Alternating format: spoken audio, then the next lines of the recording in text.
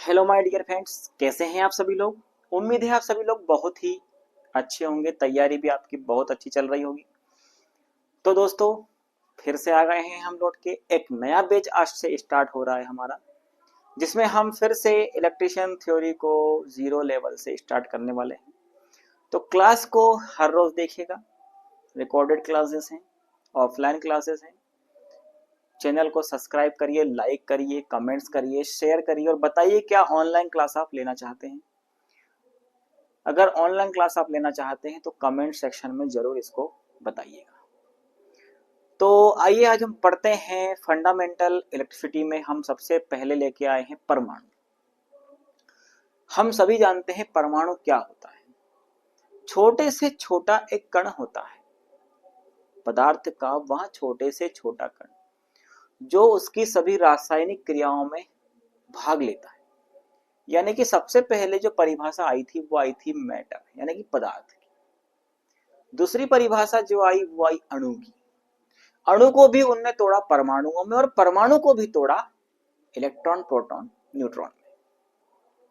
तो आज हम उसी इलेक्ट्रॉन, प्रोटॉन, न्यूट्रॉन के बारे में आपसे चर्चा करने वाले हैं। सबसे जीरो लेवल, बेसिक लेवल से हम उन्हीं में से फिर फ्री इलेक्ट्रॉन्स निकालेंगे और बिजली को चलाएंगे। यानी हमें पता तो हो कि हमारी बिजली आखिर बनी कैसे, इलेक्ट्रॉनों का फ्लो ही क्यों हम विद्युत धारा कहते हैं, इसके पीछे का रीजन भी तो हमें पता होना चाहिए। तो आइए शुरू करते हैं हमारे एटम को यानी कि परमाणु को। परमाणु मैंने आपको बता दिया, कई प्रकार के परमाणु मिलकर अणु का निर्माण करते हैं। दो या दो से अधिक परमाणु को आप जब मिलाते हो तो वो एक अणु बनाते हैं और कई अणु मिलकर पदार्थ का निर्माण करते हैं। तो परमाणु परिभाषा मैंने आपको बता दी। परमाणु नाम सुनते ही आपके माइंड में एक चित्र बन जाना चाहिए। उस चित्र में आपको बीच में न्यूक्लियस दिखाई देना चाहिए, उसके चारों ओर जो है ऑर्बिट्स दिखाई देना चाहिए यानी कि कक्षाएं दिखाई देना चाहिए। जैसे कि हमारा सोलर सिस्टम, ठीक है। सोलर सिस्टम जो वर्क करता है बिल्कुल सेम हमारा जो होता है वो परमाणु भी वर्क करता है। सोलर सिस्टम में हमारा सूर्य जो होता है वो नाभिक कहलाता है यानी कि नाभिक के केंद्र में होता है, बिल्कुल सेंटर में होता है। उसके चारों ओर यदि हमारे प्लैनेट्स जो हमारे पृथ्वी, चंद्रमा, बृहस्पति, मंगल, बुध ग्रह, जितने भी ग्रह हैं सब परिक्रमा कर रहे हैं, उनको हम इलेक्ट्रॉन्स मान लेते हैं। क्या मान लेते हैं? इलेक्ट्रॉन। देखिए किस प्रकार से, ये मान के चलिए हमारा कोई परमाणु है, उसका ये न्यूक्लियस हो गया। इस न्यूक्लियस के अंदर प्रोटॉन और न्यूट्रॉन विद्यमान है। याद रखिएगा हमारा जो न्यूक्लियस होता है वो हमेशा पॉजिटिव चार्ज पर रहता है। कैसा रहता है? पॉजिटिव चार्ज पर रहता है। क्यों रहता है? क्योंकि इसके अंदर प्रोटॉन होता है जो कि पॉजिटिव चार्ज केयर करता है, क्या कैरी करता है। चारों ओर की जो ये कक्षाएं हैं ऑर्बिट्स, इसके बाहर ही इलेक्ट्रॉन जो होता है वो हमारा गति कर रहा होता है। इसके चारों ओर ही गति करता है इलेक्ट्रॉन, ठीक है। इलेक्ट्रॉन इनके चारों ओर इस प्रकार से कक्षाओं में होता है। जिस प्रकार से हमारे सोलर सिस्टम में सूर्य के चारों ओर पृथ्वी, चंद्रमा, बृहस्पति, बुध, गुरु, शुक्र, शनि, ये सारे ग्रह परिक्रमा करते हैं, इसी प्रकार इस न्यूक्लियस, इस नाभिक के चारों ओर भी इलेक्ट्रॉन ही घूमते रहते हैं, ठीक है। ये आपको विशेष करके ध्यान रखना है। तो इस परमाणु में समझ गए आप, नाभिक के अंदर क्या होता है? प्रोटॉन और न्यूट्रॉन होता है। नाभिक बहुत ही भारी होता है, यह भी आपको याद रखना है। इलेक्ट्रॉन की कक्षाओं से अधिक भारी या इलेक्ट्रॉन से अधिक भारी क्या होता है? नाभिक होता है। क्यों होता है? क्योंकि प्रोटॉन और न्यूट्रॉन का द्रव्यमान बहुत ज्यादा होता है या इनका द्रव्यमान लगभग एक जैसा होता है। तो द्रव्यमान जब जुड़ते हैं तो वो चीज भारी हो जाती है। इलेक्ट्रॉन सबसे हल्का तत्व प्रकृति के अंदर पाया जाता है, ये भी आपको ध्यान रखना है। यहाँ पर ये जो मैंने इलेक्ट्रॉन्स बनाए हैं, इन इलेक्ट्रॉनों के पीछे की एक बहुत अच्छी इंटरेस्टिंग कहानी भी है कि हम इलेक्ट्रॉन किस प्रकार से पहचानेंगे कि कितने इलेक्ट्रॉन किस कक्षा में गति कर रहे होते हैं। इसके लिए हमने एक सूत्र बनाया है जिसे हम कहते हैं 2n² का सूत्र, ठीक है। यानी कि 2 इंटू n का मतलब होता है कक्ष क्रमांक। कक्ष क्रमांक 1, ये वाला जो पहला वाला है ये 1, ये 2, ये 3 और ये 4, इस प्रकार से हमने कक्ष क्रमांक यहाँ पर बनाए हैं। अगर कक्ष क्रमांक 1 की बात करूं मैं आपसे बोलूं कि नाभिक के बाद जो पहली कक्षा है उसमें कितने इलेक्ट्रॉन होंगे, तो कक्ष क्रमांक कौन सा है 1, तो यहाँ पे मैं 1 रख दूंगा n के स्थान पर। और चूंकि 1 का स्क्वायर है तो 1 का स्क्वायर करूंगा तो 1 ही आएगा, और 1 का गुणा 2 में करूंगा तो 2 ही आएगा। यानी कि यदि मैं इस न्यूक्लियस के बाहर जो पहली कक्षा है उसमें 2 इलेक्ट्रॉन रख सकता हूं। ठीक है, अब मुझसे बोला जाए, आपसे बोला जाए या मुझसे किसी से बोल दो, कोई दिक्कत नहीं, कि दूसरी कक्षा में कितने इलेक्ट्रॉन होंगे, तो 2 इंटू कक्ष क्रमांक 1 हो गया, अब 2 आएगा, यानी 2 का स्क्वायर, तो 2 का स्क्वायर 4, और 4 इंटू 2 हुआ कितना हो गया 8, यानी कि दूसरी कक्षा में 8 इलेक्ट्रॉन होंगे। 1 2 3 4 हैं, 5 6 7 और 8 इलेक्ट्रॉन। ठीक है, दूसरी कक्षा में हमने 8 इलेक्ट्रॉन रख दिए। अब हमसे कहा जाए कि तीसरी कक्षा में कितने इलेक्ट्रॉन होंगे, तो 3 का स्क्वायर कर दीजिए, 3 दिया 9, और 9 का गुणा 2 में करेंगे तो 18, यानी कि यहाँ पर कितने होंगे तीसरी कक्षा में 18 इलेक्ट्रॉन होंगे। इसी प्रकार 2 इंटू 4 का स्क्वायर, यानी 4 का स्क्वायर 16, 16 का 2 में इंटू 32, इसमें कितने इलेक्ट्रॉन होंगे 32। इस प्रकार से हम यहाँ पर इसका क्रम निर्धारण करते हैं। ये हमारी क्या होती है कक्षाएं होती हैं जो न्यूक्लियस के चारों ओर गति कर रहे हुए इलेक्ट्रॉन इसके अंदर स्थापित किए होते हैं। याद रखिएगा, किसी भी परमाणु के अंतिम कक्षा में, कौन सी कक्षा में, अंतिम कक्षा में 8 से ज्यादा इलेक्ट्रॉन नहीं होते। ठीक है, 8 से ज्यादा इलेक्ट्रॉन इसकी सबसे बाहरी कक्षा में 8 से अधिक, एक कक्षा और बना दूं मैं, तो ये वाली इसकी सबसे बाहरी कक्षा है, इसमें 8 से अधिक इलेक्ट्रॉन नहीं हो सकते हैं। ठीक है, ये बात आपको विशेष करके ध्यान रखना है। तो यहां पर 8 से अधिक इलेक्ट्रॉन ना हो। अब यहां पर आपको ध्यान रखना है, शुद्ध रूप से तो अगर देखा जाए तो ये उदासीन ही है। ठीक है, अब यहां पर मैं बात करता हूं कि प्रोटॉन, न्यूट्रॉन और इलेक्ट्रॉन की। ठीक है, कि इलेक्ट्रॉन पर चार्ज कितना होता है, न्यूट्रॉन पर चार्ज कितना होता है, और प्रोटॉन पर चार्ज कितना होता है। एक चीज और आपको ध्यान रखना है कि न्यूक्लियस के बाद जो सबसे अंतिम कक्षा होती है, यहां पर जो इलेक्ट्रॉन विद्यमान होते हैं ना, वो न्यूक्लियस से दूर होते हैं, इसीलिए न्यूक्लियस के द्वारा लगने वाला आकर्षण बल भी कम होता है।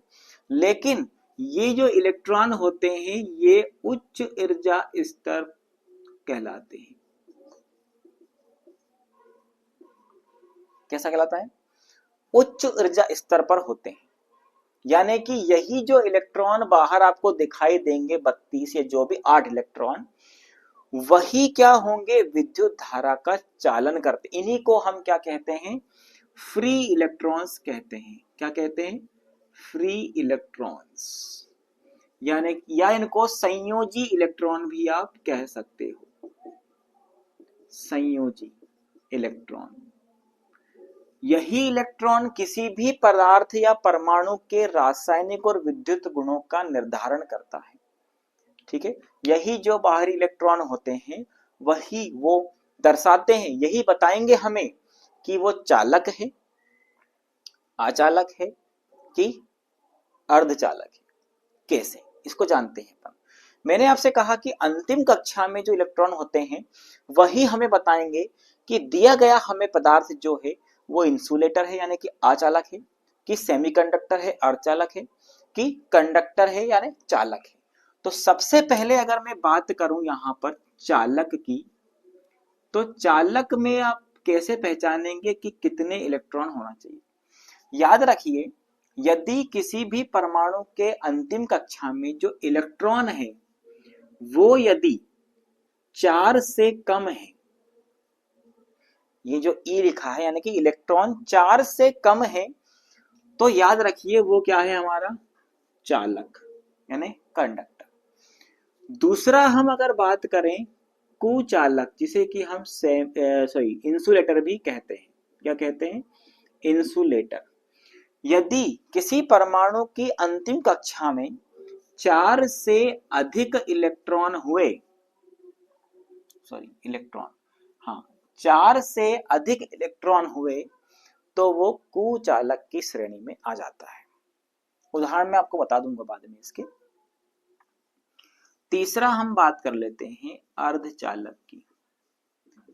अर्धचालक जो होता है उसमें अंतिम कक्षा में कितने इलेक्ट्रॉन होना जरूरी है?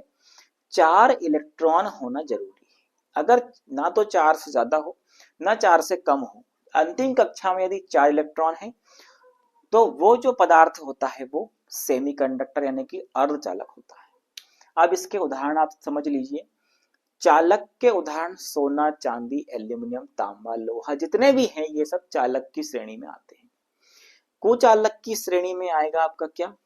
लकड़ी, कागज, कपड़ा, प्लास्टिक, पीवीसी, ये सब क्या होंगे? हमारे कुचालक की श्रेणी में आएंगे, क्योंकि इसमें कितने इलेक्ट्रॉन हैं? 4 से अधिक इलेक्ट्रॉन इसकी अंतिम कक्षा में होता है। इसीलिए मैंने कहा था कि अंतिम कक्षा में इलेक्ट्रॉन ही निर्धारित करेंगे कि वो इन तीनों में से क्या है, क्योंकि विद्युतीय पदार्थ की 3 अवस्थाएं हमने पढ़ी हैं, चालक, कुचालक और अर्धचालक। अर्धचालक पदार्थ का मतलब होता है कि उसकी अंतिम कक्षा में कितने इलेक्ट्रॉन हो? 4 इलेक्ट्रॉन हो। जैसे कि सिलिकॉन, जर्मेनियम, इंडियम, गैलियम और जहां चलो आप तो सेलेनियम, ठीक है। हाँ, लेकिन कार्बन, इसमें अपवाद क्या है? याद रखिएगा आप, अर्धचालकों में एक अपवाद होता है क्या? कार्बन। क्या होता है? कार्बन। ठीक है, क्यों होता है वो भी मैं आपको बता देता हूं। इसका परमाणु क्रमांक 6 होता है, अंतिम कक्षा में 4 इलेक्ट्रॉन भी होते हैं, लेकिन फिर भी ये कुचालक होता है। क्या होता है? कुचालक। ये अर्धचालक नहीं होता। ठीक है, ये हमारा आता है कुचालक की श्रेणी में। क्यों आता है वही बता देता हूं। अब आप कहेंगे सर अंतिम कक्षा में 4 इलेक्ट्रॉन भी है फिर भी ये कुचालक क्यों है? ये तो अर्धचालक होना चाहिए। मैं आपको एक चीज बता दूं, अंतिम कक्षा का जो इलेक्ट्रॉन होते हैं वो इसके प्रकृति का निर्माण तो निर्धारण तो करते ही हैं, लेकिन एक जो ऊर्जा अंतराल है यहां से यहां तक का, ये इसको ऊर्जा स्तर बोलते हैं। तो जो ऊर्जा अंतराल होता है वो चालकों में तो होता है 0 इलेक्ट्रिक वोल्ट, कुचालकों में होता है 6 इलेक्ट्रिक वोल्ट और अर्धचालकों में होता है 1 इलेक्ट्रिक वोल्ट। ये भी आपको करना है कि चालकों का ऊर्जा गैप, बैंड गैप, ऊर्जा अंतराल 0.0 इलेक्ट्रिक वोल्ट, कुचालकों का 6 इलेक्ट्रिक वोल्ट, अर्धचालकों का 1 इलेक्ट्रिक वोल्ट होता है।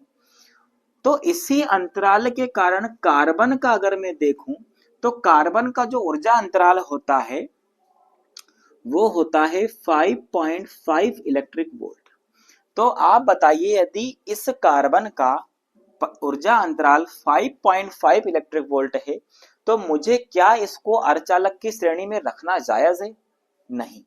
क्यों? क्योंकि इसका ये ऊर्जा अंतराल बहुत ज्यादा है जो लगभग कुचालक के बराबर ही होता है। इसीलिए हम इस कार्बन को किस श्रेणी में रखते हैं? कुचालक की श्रेणी में रखते हैं, क्योंकि इसका ऊर्जा अंतराल जो होता है वो 5.5 इलेक्ट्रिक वोल्ट होता है। ठीक है, अब यहां पर क्या होगा, हमने समझ लिया कि चालक, कुचालक, अर्धचालक किस प्रकार से हम इसको डिनोट कर सकते हैं। ठीक है, अब हम थोड़ा सा आवेश के बारे में भी जान लेते हैं कि इनके ऊपर क्या क्या, कितना कितना आवेश यहाँ पर विद्यमान होता है। ठीक है, चलिए ये आपने नोट डाउन कर लिया होगा। यहाँ पर मैं आपको चार्जेस के बारे में बताता हूँ। आप सभी जानते हैं कि आवेश की एसआई यूनिट क्या है? कूलाम। क्या है एसआई यूनिट? कूलाम होती है। ठीक है, एक कूलाम यानी कि 3 × 10⁹ ESU भी हम कहते हैं। चलिए बता देता हूं। सबसे पहले हम बात करें यदि यहाँ पर इलेक्ट्रॉन की, किसकी बात करें हम? इलेक्ट्रॉन की। सबसे पहले हम इसके आवेश की बात करें। किसकी बात करें? आवेश की। हम जानते हैं कि इलेक्ट्रॉन पर कौन सा आवेश होता है? ऋण आवेश होता है। क्या होता है? ऋण आवेश। प्रोटॉन पर होता है धनावेश और न्यूट्रॉन पर होता है 0, यानी कि कोई आवेश नहीं होता है। ठीक है, तो इलेक्ट्रॉन के बारे में अगर मैं बात करूं तो इलेक्ट्रॉन पर जो आवेश होता है वो आवेश कूलाम में होगा। तो कितने कूलाम का आवेश होता है? वो होता है माइनस। क्यों? क्योंकि ऋण आवेशित, इलेक्ट्रॉन क्या है, एक ऋण आवेशित कण है। -1.602 इंटू 10 की पावर -19 कूलाम, ठीक है, 19 कूलाम का आवेश एक इलेक्ट्रॉन के ऊपर होता है, ठीक है। अगर मैं इसके द्रव्यमान, ये कभी कभी एग्जाम में पूछ लेता है द्रव्यमान, क्योंकि हम जानते हैं कि ये इलेक्ट्रॉन होता है वो बहुत ही हल्का होता है, क्या होता है, बहुत ही हल्का फुल्का तत्व होता है, इसलिए तो वो आसानी से क्या करता है, गति कर लेता है। जैसे हमारे सोलर सिस्टम में सूर्य के चारों ओर जितनी भी हमारे जो ग्रह है वो गति कर रहे हैं, वो गुरुत्वाकर्षण ग्रेविटी कारण तो है ही, साथ में उसका वजन इसी न्यूक्लियर सूर्य से बहुत ही कम है, हर प्रत्येक ग्रह का, ठीक है। तो इसका द्रव्यमान जो होता है वो होता है 9.1 इंटू 10 की पावर -31 किलोग्राम। हम इसका द्रव्यमान नापते हैं इकाई में, किलोग्राम में, ठीक है। तो ये तो हो गए हमारे इलेक्ट्रॉन। यदि इनके खोजकर्ता की बात आ जाए कभी, तो आप लिख लीजिएगा, सर जे थॉमसन ने क्या किया था, इस इलेक्ट्रॉन की खोज की थी, ठीक है। चलिए, दूसरा है हमारा प्रोटॉन। चलिए, प्रोटॉन पर होता है क्या, धन आवेश। क्या होता है इसके ऊपर, धन आवेशित कण है जो कि न्यूक्लियस के अंदर होता है, ठीक है। इसके ऊपर याद रखिएगा, इलेक्ट्रॉन का जितना आवेश होता है ऋणात्मक, उतना ही धनात्मक आवेश होता है प्रोटॉन के ऊपर भी। यानी कि यदि माइनस चिन्ह यहां लगा है तो यहां हम धन प्लस कर देंगे, क्योंकि प्रोटॉन जो है वो धनात्मक आवेश है। प्लस 1.602 इंटू 10 की पावर -19 कूलाम का आवेश सी, ठीक है, कूलाम है, सी मतलब कूलाम, ठीक है। कुछ नहीं है, सिर्फ मैंने निशान को चेंज किया। चलिए, द्रव्यमान,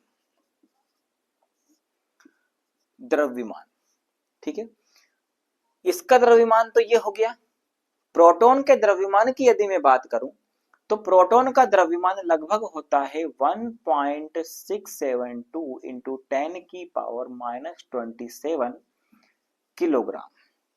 अब ग्राम में बदलना हो तो आप खुद ही इसमें 1000 का इंटू कर लेना, जिससे कि ये 27 से क्या हो जाएगा, 24 हो जाएगा, ये 31 से क्या हो जाएगा, 28 हो जाएगा, ठीक है। क्योंकि यहाँ पर जितनी जीरो बढ़ेगी उतनी ही माइनस की जीरो कम हो जाएगी, ठीक है। चलिए, तीसरा हम अगर बात करें तो न्यूट्रॉन। इसकी अगर खोजकर्ता का नाम पूछ ले तो आप लगा देना गोल्डस्टीन। क्या लगा देंगे आप, गोल्डस्टीन, ठीक है। न्यूट्रॉन, चलिए, न्यूट्रॉन अगर आपसे पूछ ले तो न्यूट्रॉन पर कितना आवेश होता है, शून्य आवेश। कितना होता है, शून्य आवेश। द्रव्यमान अगर मैं बात करूं तो आप याद रखिएगा कि परमाणु के अंदर यही जो न्यूट्रॉन होता है ये इलेक्ट्रॉन प्रोटॉन दोनों से ही भारी होता है, ठीक है। इस पे द्रव्यमान होता है लगभग प्रोटॉन के द्रव्यमान के बराबर ही होता है, 1.67। यहाँ 2 है तो यहाँ पे सिर्फ 5 हो जाता है, बाकी पूरा का पूरा आप सेम टू सेम लिख देना, कोई दिक्कत नहीं। अगर यहाँ आप न्यूट्रॉन के खोजकर्ता की बात पूछे तो यहाँ पे आप जेम्स चैडविक का नाम ले सकते हैं। किसका नाम लेंगे आप, जेम्स चैडविक का, ठीक है। ये हो गया हमारा क्या, न्यूट्रॉन। अब यहाँ आपको एक चीज और नोट डाउन करना है, इलेक्ट्रॉन का द्रव्यमान आपको याद रखना। देखो, प्रोटॉन का जो द्रव्यमान है इलेक्ट्रॉन के द्रव्यमान का 1836 गुना है। कितना है, 1836 गुना है, ठीक है। और न्यूट्रॉन का जो द्रव्यमान है वो इलेक्ट्रॉन के द्रव्यमान का 1840 गुना है। ये दो चीजें भी आपको नोट डाउन कर लेना है। प्रोटॉन का द्रव्यमान, क्योंकि देखो प्रोटॉन का द्रव्यमान न्यूट्रॉन की अपेक्षा तो कम है, ठीक है, भले ही इलेक्ट्रॉन की अपेक्षा अधिक है लेकिन न्यूट्रॉन की अपेक्षा तो कम है। तो यहाँ पर ये जो होगा इलेक्ट्रॉन के द्रव्यमान का 1836 यानी कम गुना होगा। इसी प्रकार ये जो न्यूट्रॉन है ये इन दोनों से ही भारी है, यानी कि थोड़ा बहुत तो अंतर है, तो कितने का, लगभग 4 का अंतर है। तो यहाँ पर आपको ध्यान रखना है कि न्यूट्रॉन जो है वो इलेक्ट्रॉन के द्रव्यमान का 1840 गुना है। ठीक है, 1836 कौन है, प्रोटॉन है। न्यूट्रॉन एग्जाम में पूछ ले तो 1840। ये दोनों ऑप्शन एग्जाम में हो सकते हैं। ठीक है, और दोनों में से किसी एक का वो पूछ लेगा आपसे। तो ये हो गया हमारा इलेक्ट्रॉन, प्रोटॉन, न्यूट्रॉन, न्यूक्लियस, नाभिक के बारे में, इलेक्ट्रॉन कक्षाओं के बारे में, सूत्र किस प्रकार से हम इसको भरते हैं। अब हम थोड़ा सा एक बात और देख लेते हैं। ये भी आपने अगर नोट कर लिया हो तो मैं इसको मिटा देता हूं। ठीक है, चलिए अब हम इसके थोड़ा सा आवेश की बात और कर लेते हैं कि कूलाम जो होता है वो तो एसआई यूनिट होती ही है। किसकी होती है, आवेश की। ठीक है, हम मात्रक की बात कर ले, यूनिट यानी मात्रक की बात कर ले, तो आपको याद रखना है कि हमारा जो इलेक्ट्रॉन होता है उसका एसआई मात्रक क्या होता है, कूलाम होता है। क्या होता है, कूलाम। ठीक है, अगर सीजीएस में पूछ ले तो सीजीएस में आपको याद रखना है कि सीजीएस में इसका ईएसयू यानी इलेक्ट्रोस्टैटिक यूनिट याद रखना। मैं लिख देता हूं, ईएसयू का मतलब होता है इलेक्ट्रोस्टैटिक यूनिट। ठीक है, अब यहां पर यदि मैं बोलूं कि एक कूलाम्ब बराबरी पर कितने ईएसयू, तो 3 इंटू 10 की पावर 9 ईएसयू। ये भी आपको नोट डाउन करना है कि एक कूलाम में कितने इलेक्ट्रोस्टैटिक यूनिट होते हैं, तो 3 इंटू 10 की पावर 9 इलेक्ट्रोस्टैटिक होते हैं। ठीक है, ये आपको विशेषकर इसके अंदर ध्यान रखना है। तो एसआई मात्रक क्या हो गया, कूलाम। सीजीएस मात्रक क्या हो गया, ईएसयू। एक कूलाम बराबर पर 3 इंटू 10 की पावर 9 ईएसयू होता है। ठीक है, तो इसमें अब हम और देख लेते हैं कि थोड़ी सी चीजें कुछ जो हमारी हैं। जैसे मान के चलिए मैंने आपको कहा था कि जो अंतिम इलेक्ट्रॉन होता है या कक्षा होती है वो उच्च ऊर्जा स्तर, सबसे ज्यादा ऊर्जा किसके पास होती है, इन्हीं बाहरी कक्ष के इलेक्ट्रॉन में होती है। आकर्षण बल तो कम लगता ही है। ठीक है, और वही जो इलेक्ट्रॉन होते हैं वही हमारे जो होते हैं विद्युत धारा का चालन करते हैं। अगर अंतिम कक्षा में याद रखिएगा आप, यदि 8 इलेक्ट्रॉन हैं तो वो जो परमाणु होता है वो उदासीन कहलाता है। ठीक है, क्योंकि अंतिम कक्षा में याद रखिएगा 8 से अधिक इलेक्ट्रॉन नहीं हो सकते। अगर 8 हैं तो वो उदासीन है, ज्यादा तो खैर हो नहीं सकते, 8 है तो उदासीन है। ठीक है, ये चीज भी आपको विशेषकर ध्यान रखना है। कभी कभी एग्जाम में क्या होता है कि ये जो नाभिक होता है, परमाणु होता है, इसका व्यास भी पूछ लेते हैं। तो हम थोड़ा सा इसके व्यास के बारे में भी चर्चा कर लेते हैं। ठीक है, तो यहां पर व्यास, अगर मुझसे पूछे कि भाई नाभिक का व्यास कितना होता है, तो नाभिक का जो व्यास होता है वो आपको नोट करना है, 10 की पावर -15 मीटर होता है। ठीक है, 10 की पावर -15 मीटर, यानी कि हम इसको बोल सकते हैं 1 फर्मी मीटर भी बोल सकते हैं, 1 फर्मी मीटर। एग्जाम में क्वेश्चन इस प्रकार से भी आ सकता है कि बताइए 1 फर्मी मीटर कितने मीटर के बराबर होता है। ठीक है, और यहाँ पे अभी तो इन्होंने न्यूक्लियस का पूछा, ये मुझसे पूरे परमाणु का भी पूछ सकते हैं।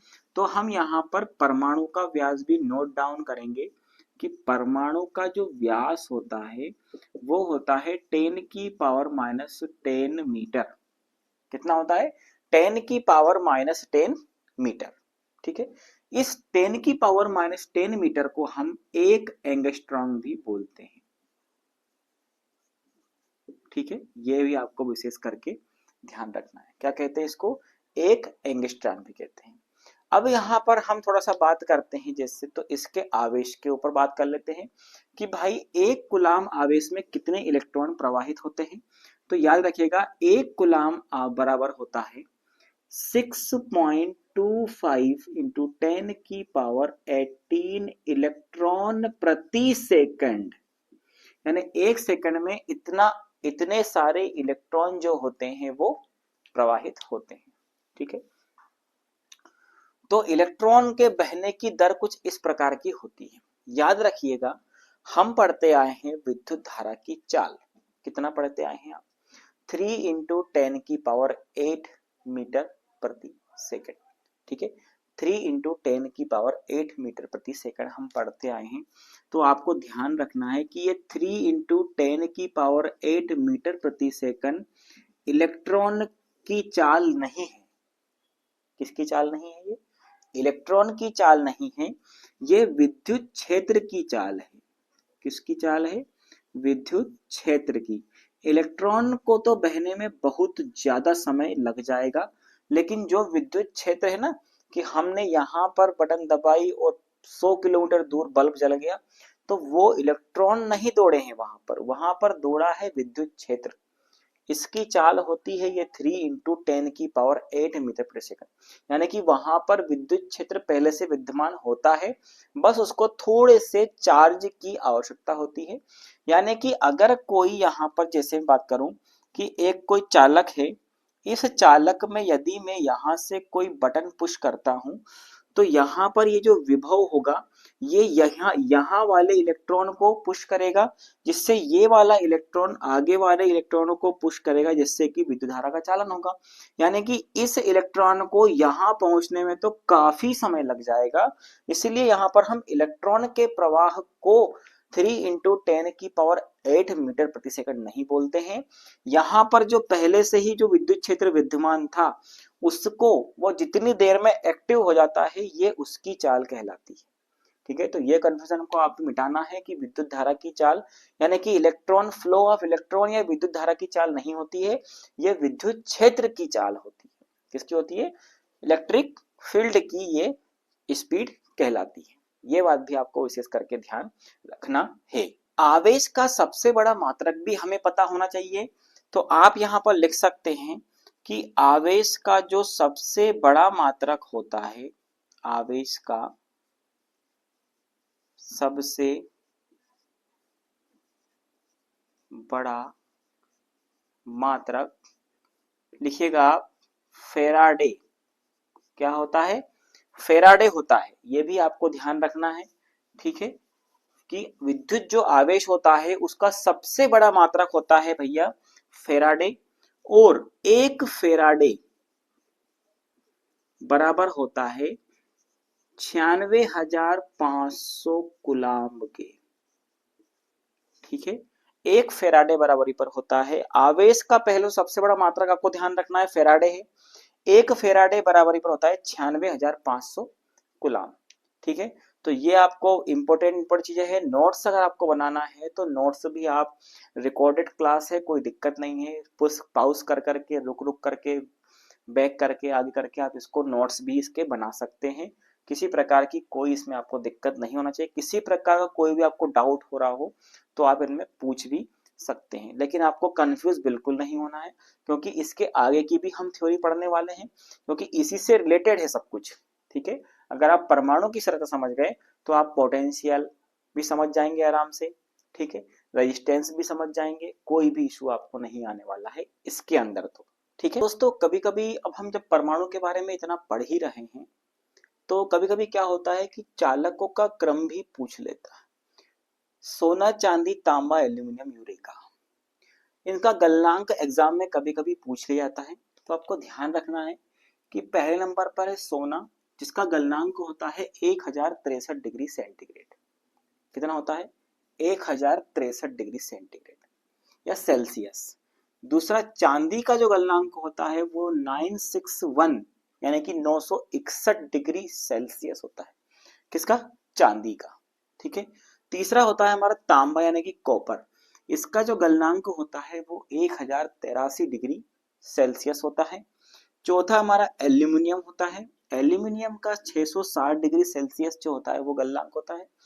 यूरेका, ये मोस्ट इंपोर्टेंट है, ये ध्यान रखना आप, ये है जो हमारा मोस्ट इंपोर्टेंट है, क्योंकि ये एग्जाम में पूछा जाता है और इसका उपयोग करते हैं हम प्रतिरोधक यानी रजिस्टर बनाने में।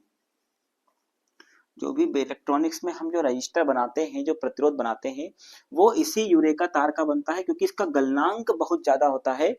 ये 1270 डिग्री सेल्सियस इसका गलनांक होता है। अगर चालकता के क्रम की हम बात करें तो सबसे अधिक यहाँ पर 99% सोने की चालकता, 98% चांदी की चालकता, तांबे की 90% चालकता होती है।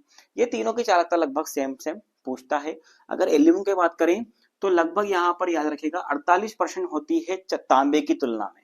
ठीक है, ये भी आपको ध्यान रखना है। और यहाँ पर एक जो अर्धचालकों के बारे में, जो हमारे सेमीकंडक्टर हो रहे हैं होते हैं, वो परम शून्य ताप, याद रखिएगा इस चीज को भी, ये जो परम शून्य ताप होता है, इस परम शून्य ताप यानी कि 0 केल्विन, याद रखिएगा 0 केल्विन या -273 डिग्री सेल्सियस, इसको हम बोलते हैं परम शून्य ताप। इस तापमान पर जो अर्धचालक होते हैं, क्या होते हैं, जो हमारे अर्धचालक होते हैं वो इंसुलेटर बन जाते हैं। क्या बन जाते हैं, इंसुलेटर बन जाते हैं। जैसे कि कार्बन बताया था हमने आपको, 5.5 इलेक्ट्रिक वोल्ट उसका ऊर्जा गैप होता है। ठीक है, परम शून्य ताप पर तो वो कुचालक ही हो जाता है, लेकिन जैसे जैसे हम इसका टेम्परेचर बढ़ाते हैं इसकी चालकता भी बढ़ जाती है। अर्धचालकों का ये गुण होता है। तो कुछ ये चीजें और आपको इसमें नोट डाउन कर लेना अलग से आप, क्योंकि ये हो सकता है एग्जाम में कभी कभी क्या होती है, पूछ ली जाती है। परम शून्य तापमान भी पूछ लिया जाता है। कमरे का तापमान आप 20 डिग्री सेंटीग्रेड से लेकर या सेल्सियस लेकर 27 डिग्री सेल्सियस तक भी आप ले सकते हैं। ठीक है, कमरे का तापमान भी बोलता है। बोलता है कमरे के तापमान पर कोई अर्धचालक क्या होता है, तो कमरे के तापमान पर तो वो चालन की स्थिति में आ जाता है, उससे कोई दिक्कत नहीं है। हमें उसको चालन की इस स्थिति पर नहीं लाने देना है, लेकिन जब वो इस डिग्री इस तापमान पर पहुंच जाता है तो वो कुचालक होता है। हमें उसको इसी टेम्परेचर पर रखना है, 27 डिग्री सेल्सियस पर। ठीक है, तो ये हो गए हमारे एटम के बारे में जितनी जानकारी थी वो मैंने आपको बता दी। अब अगले चैप्टर में हम थोड़ा सा इससे और आगे बढ़ेंगे, हम विभव पोटेंशियल के बारे में भी उसमें जानकारी लेंगे। बहुत इंटरेस्टिंग चैप्टर वो भी होने वाला है, इसलिए आप उसको भी अच्छे से देखिएगा और इसको भी रिपीट रिपीट आप नोट बनाते रहिए और रिवीजन बार बार आपको इसका करना पड़ेगा ताकि आप भूलें ना। ठीक है, बहुत ही मजा आएगा पढ़ने में। हम स्टेप बाय स्टेप छोटे छोटे वीडियोस करके आपको पूरा ही सिलेबस करा देंगे। MP LA TA की जो एग्जाम होने वाली है उसके लिए पूरी तरह प्रिपेयर हो जाएंगे। ठीक है, तो मिलते हैं अपने एक नए वीडियो में, तब तक के लिए अच्छे से तैयारी करिए। ठीक है, और ज़्यादा टाइम वेस्ट यहाँ वहाँ नहीं करना है, सबसे ज़्यादा टाइम आपको इसी में दीजिए। ठीक है, माइंड को आपके स्टैटिक रखिए, तभी ये चीज़ें आपके माइंड के अंदर जाएंगी। वरना पढ़ाई से कोई मतलब नहीं है, आप 2 घंटे पढ़ें 8 घंटे पढ़ें कोई मतलब नहीं है, यदि कॉन्सेंट्रेशन नहीं है तो। कॉन्सेंट्रेशन में यदि आपने 2 घंटे भी पूरे दिन भर में से पढ़ लिया ना, तो वो आपके 8 घंटे के बराबर हो जाता है। ठीक है, चलिए तो मिलते हैं अपने नए वीडियो में।